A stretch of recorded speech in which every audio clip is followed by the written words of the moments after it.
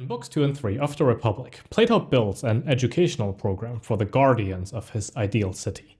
And the foundation of that educational program is not philosophy.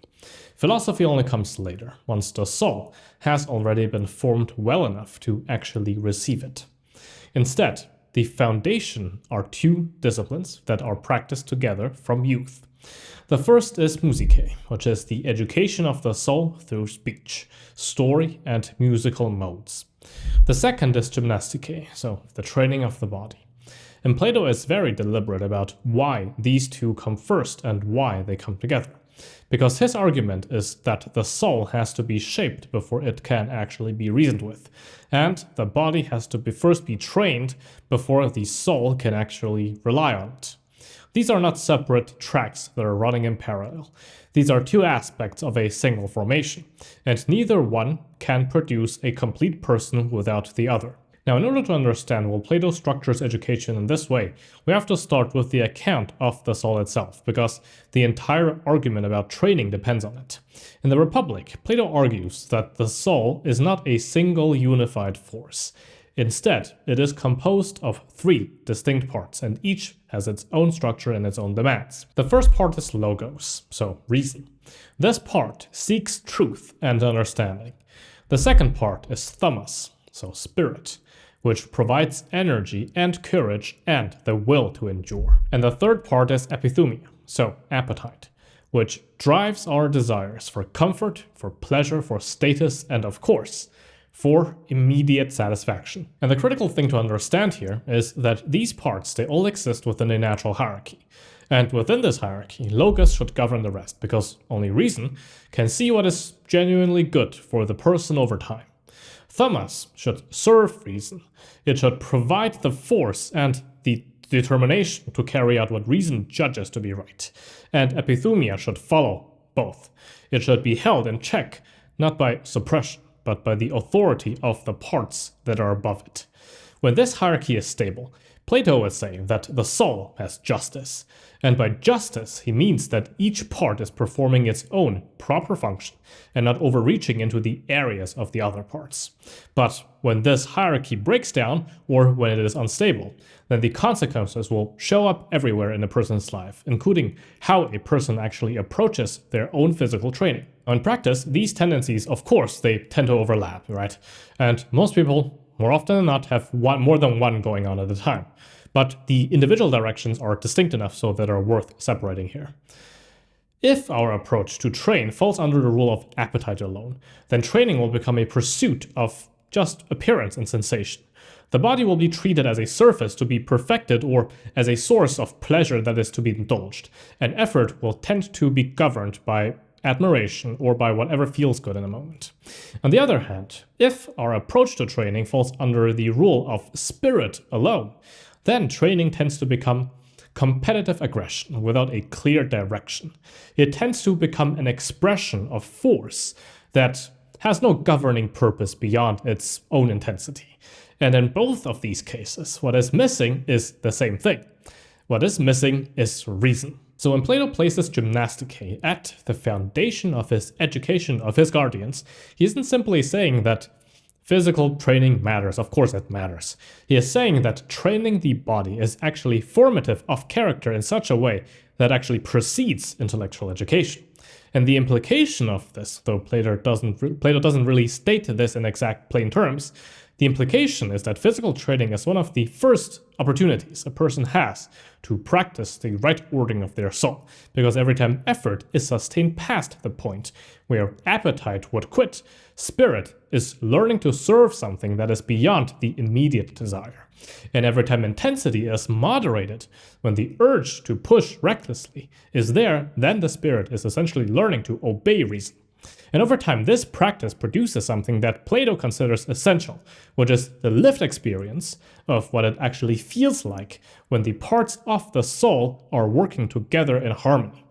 The body essentially becomes the place where this order is first established. Now, Plato pairs Gymnastike with Mousikē together because he understands that physical training alone will not, no matter how disciplined it will not produce a well-formed person. This is one of his most important claims, and it is also one that is easy to miss if we understand Mousikē too narrowly. Mousikē, in Plato's sense, is not what we mean by music nowadays. It actually encompasses everything that is governed by the muses, which includes poetry, it includes storytelling, it includes melody, and of course, the modes in which those are all expressed. And Plato takes it seriously enough to argue in his book 3 in the Republic that certain musical modes, so certain tonal types or musical styles, should actually be excluded from the education of the guardians entirely, because these modes, they produce the wrong dispositions within the soul. The soft and lamenting modes, they produce too much passivity, while the modes that are associated with drinking and indulgence, they often loosen self-governance. Instead, what Plato once retained are the modes that actually produce courage in difficulty and measured conduct in success, so the Dorian and the Fijian, because these are the modes whose internal proportions, so the melodies itself, actually educate the soul toward the right responses before reason is mature enough to supply them consciously. And the key to understanding why all of this matters is this. Mousikē forms the soul's sense of proportion. It forms the soul's capacity to feel what is actually appropriate before it can articulate why it is appropriate. Mousikē shapes taste, it shapes judgment, and it shapes the instinctive response to what is fine and what is base. A person who is educated well enough through Mousikē develops what Plato describes as a love of the beautiful and a discomfort with the ugly, long before they can actually explain the reason why they have these kinds of preferences. In other words, the education through Mousikē is essentially the formation of the soul at the level of perception itself. Now, Gymnastike, on the other hand, forms the soul's capacity for endurance, for discipline, and of course for the willingness to endure or sustain effort through discomfort. Gymnastike builds thumos into something that is actually reliable and strong. But thumos without the education of Mousikē becomes hard and inflexible. It tends to produce a person who can endure literally anything, but who has no sense of when this endurance is actually appropriate or when it becomes senseless. Plato compares this directly to a piece of iron. If iron is tempered correctly, then it becomes strong and useful. But if it gets overworked, then it becomes brittle and it ultimately will just end up breaking apart. So the person who only focuses on Gymnastike can be aggressive and coarse. They will be capable of force, but they will be incapable of refinement. Similarly, the person who is trained only in Mousikē, he'll become overly sensitive and soft, capable only of perception but incapable of acting on what they actually perceive. Plato's argument is essentially that only the right combination of both can produce what he calls harmony in the soul, or the strength that is built through physical discipline, and the refined perception that is built through Mousikē can work together so that the person can both see what is right and then actually act on what is right. Now, what this means for how we think about training is significant. For us, this basically means that our physical training is only one half of the formation.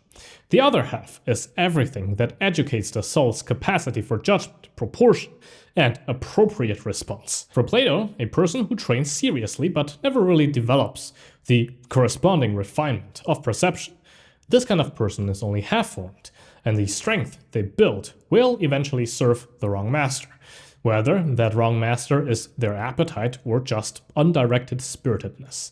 In other words, physical training and the education of taste and judgment are not separate projects that merely somehow coexist in the same life.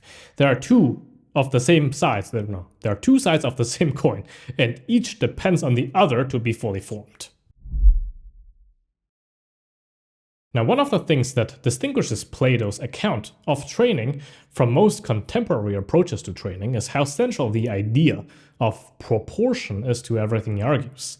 In Plato's thought, proportion is not just a minor consideration. It is actually the fundamental principle through which excellence actually expresses itself, and it governs the body in the same way it governs the soul. Now, Plato's Timaeus is a different dialogue with a different aim, but he returns here to the same principle of proportion that governs his educational program in the Republic, and he develops it in a way that is directly useful for us to think about the body. In the Timaeus, Plato describes health as a condition of harmonious motion within the body. When the various motions that constitute bodily life move in right proportion to one another, then the body is stable and well. But when those proportions start falling out of balance, whether through excess or deficiency, then disease will appear. Plato essentially treats health not as like the absence of illness, but as the active presence of a specific kind of order or balance. Health is something the body achieves only when its internal proportions are maintained, and training is one of the primary means by which those proportions are actually sustained. What all of this suggests for us, or how we think about training, is curious, because the question is not simply whether the body is getting stronger, or whether the body is getting more capable or becoming more efficient in some measurable sense. The question is more so whether training is actually maintaining or restoring the proportions that constitute health. Excess undermines this just as surely as deficiency does. A person who trains beyond what the body can integrate or recover from, this person isn't building health. They are disrupting the very proportions that health actually depends on. And Plato would say that this kind of disruption isn't merely physical, since, as he said it, the body and the soul are not separate systems in his account. So a body that is driven beyond proportion basically reflects and reinforces a soul that has lost some sense of balance. This is why Plato warns in the Republic that both excess and deficiency in Gymnastike distort the soul. Excessive training breeds what he calls agriotes, so a kind of savage harshness, where the spirited part of the soul has been fed so much force that it overpowers everything else. On the other hand, insufficient training produces softness and the inability to endure any hardship, which leaves the appetitive part of the soul ungoverned. So, the correct approach to physical training sits between these two extremes, and to find the balance is itself an act of judgment that has to be exercised constantly, because the right proportion by nature changes as the circumstances around it change. Ultimately, this connects directly back to the Timaeus point about harmonious motion. Training is not a project of accumulation, where more is always closer to the goal or better. Training is actually a practice of maintaining proportion, and proportion, by its nature, requires ongoing adjustment. The person who trains well, in Plato's sense, isn't the person who trains the most or the hardest. Instead, the person who trains well is the person whose training is consistently reflecting a sense what the body and the soul actually need in this moment of their lives, at this level of demand, and within these particular circumstances.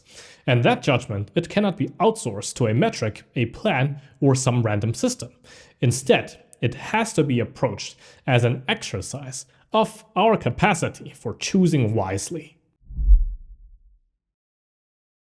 So everything in Plato's account of Gymnastike ultimately points toward a single condition, which he calls harmony.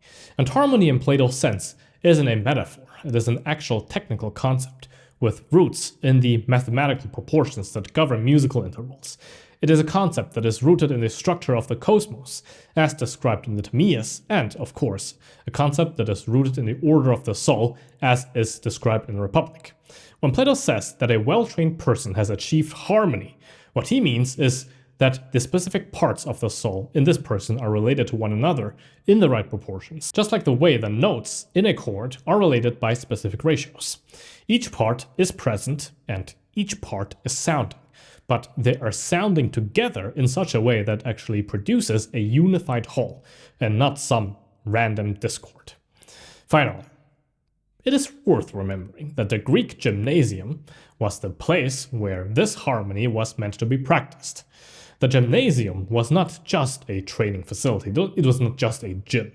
It was a civic institution where physical training and philosophical conversation actually coexisted by design. Plato's own academy was situated at a gymnasium. Aristotle's Lyceum was also situated at a gymnasium. In other words, the Greek understood that the place where the body is trained and the place where the mind is exercised, that this place should be the same place, because the formation they produced is the same formation. The exercises of the body are connected to the exercises of the mind. Holding form under fatigue develops the same capacity that holding a difficult argument under pressure develops. And pacing our physical effort across a long distance, like a marathon, calls on the same judgment that pacing our desires across a lifetime does. Ultimately, what Plato is describing when he describes the fully formed person is someone whose strength and reason are no longer in internal conflict. The spirited part of them has been trained through years of Gymnastike to sustain effort and to endure difficulty without needing to be driven by appetite. And it has also been trained through years of Mousikē to sense what actual proportion is and to pull back when the force that is produced would be excessive. In other words, reason governs, and it governs a soul in such a way where the lower parts have been educated well enough so that that governance doesn't feel like suppression. This is, essentially, Plato's claim to what physical training is for. It isn't for the body alone. It isn't even primarily for the body. Gymnastike is for the soul. It is the discipline through which the spirited part of the soul is strengthened and then taught to serve reason. And that ultimately points toward the idea that physical training is the practice through which a person first learns what it actually feels like when the parts of the soul themselves are correctly ordered. And that experience, when it is repeated and deepened over the years, produces something that Plato considers the foundation of any genuinely good life, which is a person who no longer needs to be governed from the outside because they have learned to govern themselves from within and they know how it actually feels like, intuitively.